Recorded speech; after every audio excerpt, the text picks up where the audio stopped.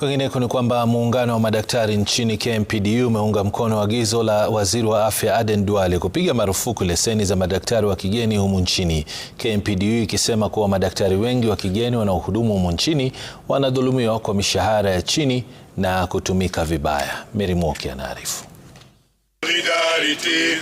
Muungano wa madaktari KMPDU umeonya kuhusu kile unachokitaja kama utumwa wa kisasa katika sekta ya afya binafsi nchini na kuzikashifu baadhi ya hospitali kwa kuwakandamiza madaktari wa kigeni. Akizungumza kwenye mkutano na wanahabari, katibu mkuu wa chama cha madaktari KMPDU Daktari Davji Atela amesema kuwa zaidi ya madaktari 3,000 wa kigeni wamefanya kazi Kenya katika kipindi cha miaka mitatu iliyopita. Atela akisema kuwa hii si kwa lengo la kuziba mapengo ya ujuzi bali kutoa ajira ya bei nafuu kinyume na sheria za kazi. Many of these practitioners are not recruited to address the genuine skill gaps that exist in the country.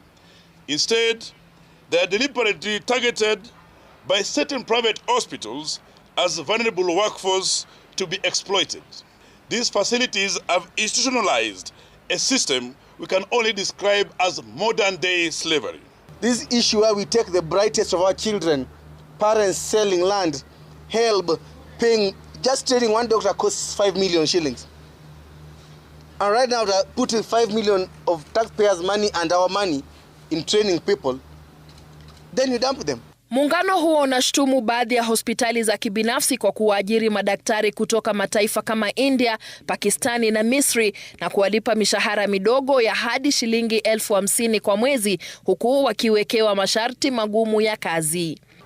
When hospitals prioritize profit over professional integrity, the consequences are devastating. The ethical decay witnessed in recent organ transplant scandal is not accidental.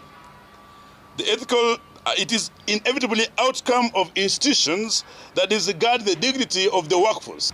There's something called the anthropology of healthcare. We are the ones who come from this country. We know our health-seeking behavior. We know when somebody comes and tells you that nasikia joto or nasikia kichwa inauma, we can interpret how our people speak their language and how they communicate and how their health-seeking behaviors. Wakisisitiza kuwa hawapingi madaktari wa kigeni kufanya kazi nchini Kenya, muungano huo umesema taratibu kali za kisheria lazima zifuatwe, ikiwemo udhibitisho kuwa ujuzi unaohitajika haupatikani ndani ya nchi na mishahara inalipwa sawa na kazi. Mary Mwoki, Runinga ya Citizen. Familia